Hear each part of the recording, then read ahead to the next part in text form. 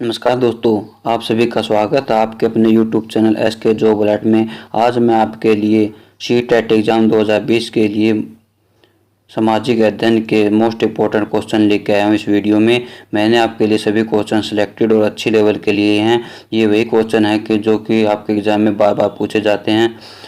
ठीक है जी। अगर आप किसी भी एग्ज़ाम की तैयारी कर रहे हो जैसे कि सी-टेट, एस-टेट, पी-टेट, आर-टेट, तो ये वीडियो आपके लिए काफ़ी इंपॉर्टेंट रहने वाला है।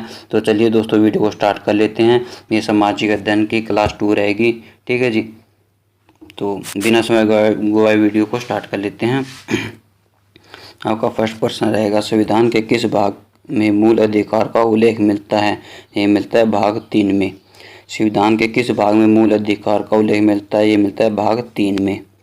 अगला प्रश्न रहेगा आपका, संविधान के किस भाग में नागरिकता का वर्णन है? यह है भाग 2 में। संविधान के किस भाग में नागरिकता का वर्णन है? भाग 2 में नागरिकता का वर्णन है।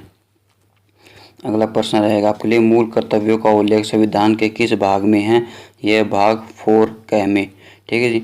भाग 4 क में मूल कर्तव्यों का उल्लेख है।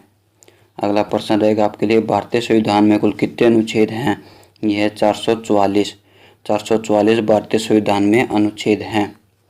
अगला प्रश्न रहेगा आपके लिए, भारतीय संविधान के किस अनुच्छेद में लिखा गया है कि भारत राज्यों का एक संघ है? यह अनुच्छेद 1 में। अगला प्रश्न रहेगा आपके लिए, किस अनुच्छेद में नागरिकों को मौलिक अधिकार प्रदान किए गए हैं? ये प्रदान किए गए हैं अनुच्छेद 5 में और 11 पार्ट में। ठीक है जी। अगला प्रश्न रहेगा आपके लिए, किस अनुच्छेद में नागरिकता संबंधी प्रावधान है? यह अनुच्छेद 5 में। अगला प्रश्न रहेगा, संविधान के किस अनुच्छेद में प्रेस की स्वतंत्रता प्रदान की गई है? यह है अनुच्छेद 19(1) में। अनुच्छेद 19(1) में प्रेस की स्वतंत्रता दी गई है। अगला प्रश्न रहेगा आपके लिए, संविधान के किस अनुच्छेद में अल्पसंख्यकों के हितों के संरक्षण की व्यवस्था की गई है? ये की गई है अनुच्छेद 29 में। अगला प्रश्न रहेगा आपके लिए, किस अनुच्छेद के अंतर्गत सर्वोच्च न्यायालय नागरिकों के मौलिक अधिकारों की रक्षा करता है? यह करता है अनुच्छेद 32। अनुच्छेद 32 सर्वोच्च न्यायालय नागरिकों के मौलिक अधिकारों की रक्षा करता है।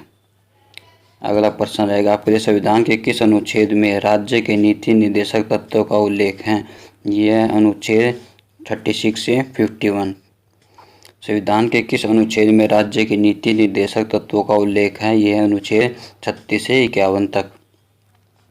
अगला प्रश्न रहेगा आपके लिए, किस अनुच्छेद में मंत्रीगण सामूहिक रूप से लोकसभा के प्रति उत्तरदायी होते हैं? ये होते हैं अनुच्छेद 75 में। अनुच्छेद 75 में मंत्रीगण सामूहिक रूप से लोकसभा के प्रति उत्तरदायी होते हैं। अगला प्रश्न रहेगा आपका, महान्यायवादी की नियुक्ति किस अनुच्छेद के अंतर्गत की जाती है? ये की जाती है अनुच्छेद 76 के अंतर्गत।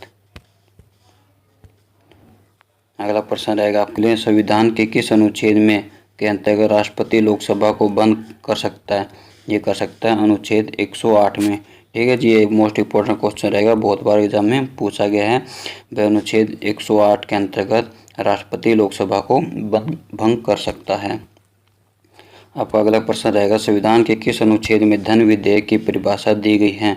ये दी गई अनुच्छेद 110 में धन विधेयक की परिभाषा दी गई है।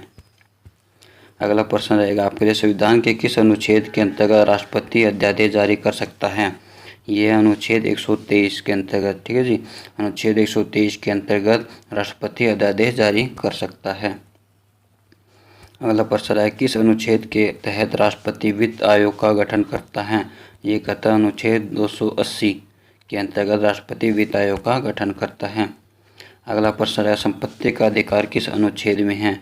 यह अनुच्छेद 300 क में है संपत्ति का अधिकार। अगला प्रश्न रहेगा आपके लिए, अनुच्छेद 365 का संबंध अनुच्छेद 356 का संबंध किससे है? यह राष्ट्रपति शासन से है। ठीक है जी। अनुच्छेद 356 का संबंध है राष्ट्रपति शासन से। अगला प्रश्न रहेगा आपके लिए, संविधान के किस अनुच्छेद के अंतर्गत राज्य सरकार को ग्राम पंचायत के संगठन का निर्देश दिया गया है? ये दिया गया अनुच्छेद 40 के अंतर्गत ग्राम पंचायत में संगठन का निर्देश दिया गया है।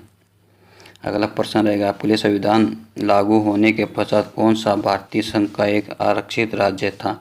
ये था सिक्किम। सिक्किम भारतीय संविधान होने के पश्चात भारतीय संघ का एक आरक्षित राज्य था। अगला प्रश्न रहेगा आपके लिए, किस संवैधानिक संशोधन के अंतर्गत सिक्किम को भारत का सह राज्य बनाया गया? ये बन गया 35वें संशोधन द्वारा। आपका अगला प्रश्न रहेगा, हिमाचल प्रदेश को राज्य का दर्जा कब मिला? ये मिला 1971 ईस्वी को हिमाचल प्रदेश को राज्य का दर्जा मिला। अगला प्रश्न रहेगा, सिक्किम को राज्य का दर्जा कब मिला? ये मिला 1975 ईस्वी को सिक्किम को राज्य का दर्जा मिला। अगला प्रश्न रहेगा आपके लिए, राज्य पुनर्गठन आयोग की सिफारिशों के अनुसार भारतीय राज्यों का व्यापक पुनर्गठन कब पूरा हुआ? ये हुआ 1956 ईस्वी में। अगला प्रश्न रहेगा आपके लिए, रियासतों को भारत में विलय करने के लिए किसके नेतृत्व में मंत्रालय का गठन किया गया? ये किया गया सरदार पटेल के नेतृत्व में। सरदार पटेल के नेतृत्व में रियासतों को भारत में विलय करने का मंत्रालय का गठन किया गया। अगला प्रश्न रहेगा, राज्य पुनर्गठन आयोग के अध्यक्ष कौन थे? ये थे फजल अली। मोस्ट इम्पोर्टेंट क्वेश्चन रहेगा, हर एग्जाम में ये क्वेश्चन पूछा गया है भाई, राज्य पुनर्गठन आयोग के अध्यक्ष कौन थे? ये थे फजल अली। अगला प्रश्न रहेगा आपके लिए, नागालैंड को अलग राज्य का दर्जा कब प्राप्त हुआ? ये प्राप्त हुआ 1 दिसंबर 1963 ईस्वी को। 1 दिसंबर 1963 को नागालैंड को अलग राज्य का दर्जा प्राप्त हुआ। अगला प्रश्न रहेगा आपका, राज्यों का निर्माण किस अनुच्छेद के अंतर्गत होता है? ये होता है अनुच्छेद 3 के अंतर्गत। राज्यों का निर्माण अनुच्छेद 3 के अंतर्गत होता है। अगला प्रश्न रहेगा आपके लिए, भारतीय संघ के 28वें राज्य कौन सा बना? ये बना झारखंड। ठीक है जी, झारखंड 28वां राज्य बना। अगला प्रश्न रहेगा, मूल अधिकारों को सर्वप्रथम किस देश से मान्यता दी गई? ये देश संयुक्त राष्ट्र अमेरिका से। ठीक है जी, यानी कि अपने मूल अधिकार कहाँ से लिए गए हैं? संयुक्त राष्ट्र अमेरिका से। अगला प्रश्न आपके लिए रहेगा, डॉक्टर भीमराव अम्बेडकर ने संविधान के किस भाग को सबसे अधिक आलोकित भाग कहा है? यह भाग 3 है। ठीक है, मोस्ट इम्पोर्टेंट क्वेश्चन रहेगा आपके लिए। अगला प्रश्न आपका, भारत के संविधान के मूल अधिकार क्या है? यह मूल संविधान का हिस्सा है ये। अगला प्रश्न रहेगा आपके लिए, मौलिक अधिकारों का निलंबन कौन कर सकता है? ये कैसा? राष्ट्रपति कर सकते हैं मौलिक अधिकारों का निलंबन। और दोस्तों इसमें एक इम्पोर्टेंट ये भी रहेगा कि मौलिक अधिकार जो होते हैं वो कब निलंबन होते हैं? जैसे राष्ट्रीय आपदा आ गई या कोई बाहरी देश से आक्रमण होता है तो उसमें मौलिक अधिकार को निलंबित कर दिया जाता है। ठीक है जी। अगला प्रश्न रहेगा, मौलिक अधिकारों के बारे में सुनवाई करने का अधिकार किसको है? यह सर्वोच्च न्यायालय को है। सर्वोच्च न्यायालय को मौलिक अधिकारों की सुनवाई करने का अधिकार है। अगला प्रश्न रहेगा आपके लिए, भारतीय संविधान का अप्रस्तुता उन्मूलन किस अनुच्छेद में है? यह अनुच्छेद 17 में। अनुच्छेद 17 में भारतीय संविधान की अप्रस्तुता उन्मूलन का भाग है। अगला प्रश्न रहेगा, मौलिक अधिकारों का मुख्य उद्देश्य क्या है? मौलिक अधिकार होते व्यक्तिगत स्वतंत्रता को सुनिश्चित करना। ठीक है जी, जो मौलिक अधिकार दिए गए हैं 6 वो उनके बारे में बताए गए हैं। अगला प्रश्न रहेगा, स्वतंत्रता का अधिकार किस अनुच्छेद में वर्णित है? यह अनुच्छेद 19 से 22 तक है स्वतंत्रता के अधिकार। अगला प्रश्न रहेगा, सूचना का अधिकार किस अनुच्छेद से जोड़ा गया है? ये जोड़ा गया अनुच्छेद 19A में। ठीक है जी, 19A में अनुच्छेद में सूचना का अधिकार जोड़ा गया है। यह आपका लास्ट प्रश्न रहेगा, सूचना का अधिकार किस अनुच्छेद में जोड़ा गया है?